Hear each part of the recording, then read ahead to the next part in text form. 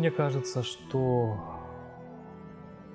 технологии, которые в настоящий момент есть, они будут еще больше развиваться, войдут напрямую в нашу жизнь, даже личную жизнь, можно так если сказать.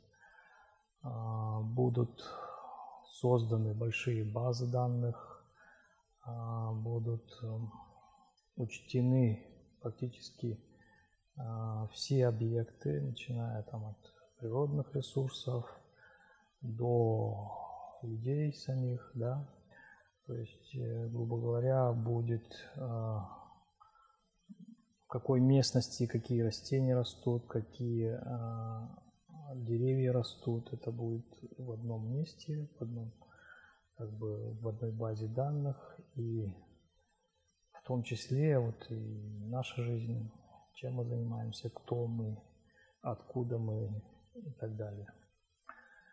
Мне так кажется, что будет довольно сильное укрупнение еще регионов, ну, в том плане, что будут стерты границы. Мы не будем говорить, что мы из такого-то региона, из такого-то города. Будет такая большая глобализация даже внутри России, которая, грубо говоря, мы будем говорить, может быть, мы из просто России, делясь, может быть, даже на какие-то народности. Но в этом, конечно, тоже есть свои минусы. А Якутия, наша Якутия, безусловно, учитывая настоящие изменения, которые мы сейчас наблюдаем, народ Саха в культурном, в интеллектуальном плане просто обречен на развитие, и это факт. Ну и в целом Якутия и сам народ Саха в культурном и в интеллектуальном плане просто обречен на развитие. И это факт, и это развитие будет очень интенсивное, очень такое всеобъемлющее.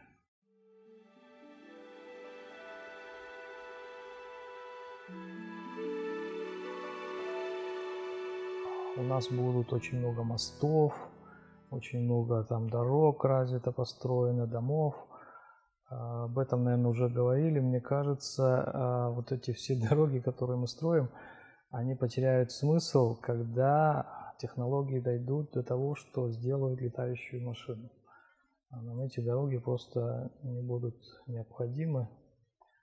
Мы просто будем, не знаю, каким-то по воздушным путям ездить, летать. Мне почему-то кажется, что это так. Безусловно, нас ждет развитие в энергетическом плане.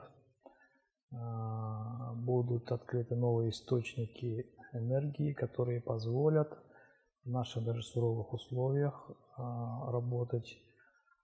Это позволит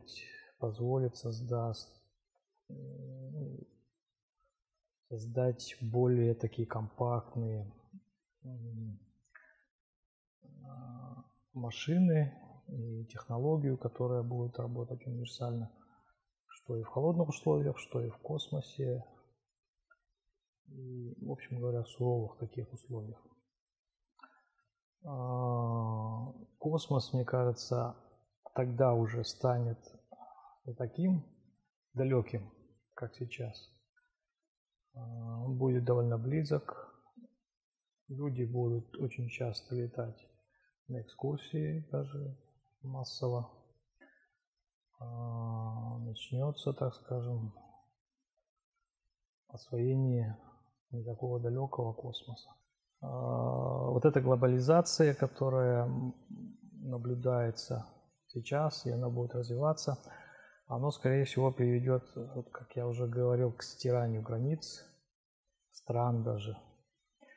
Мы будем говорить, что мы люди мира, планеты нашей Земли, а не из какой-то страны, наверное.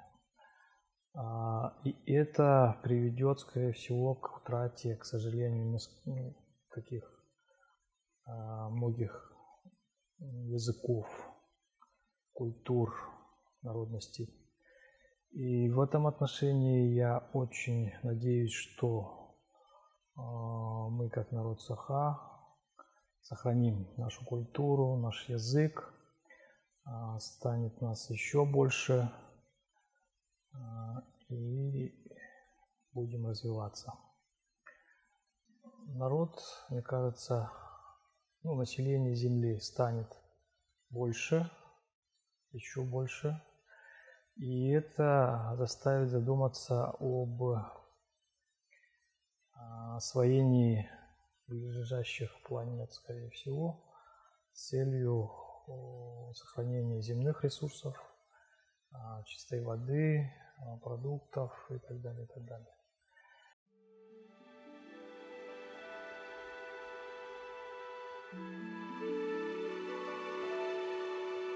Мерзлотоведение, как мне кажется, если рассматривать саму мерзлоту как объект геологический, он развивался очень долгое время относительно, как мы, в общем, измеряем, человеческое время, допустим. Оно развивалось несколько тысячелетий, десятков тысячелетий. И за 100 лет, конечно, мерзлота, как некоторые говорят, исследователи, исчезнет. Нет, оно не исчезнет, оно сохранится, оно будет. И та наука, в которой я работаю, что я исследую, оно сохранится, оно будет. И если сохранится та тенденция изменения климата, которую мы сейчас наблюдаем, потепление температуры воздуха, безусловно, большая часть территории Якутии будет подвержена деградации, где есть подземные льды, залегают подземные льды. Но в таком, скажем так,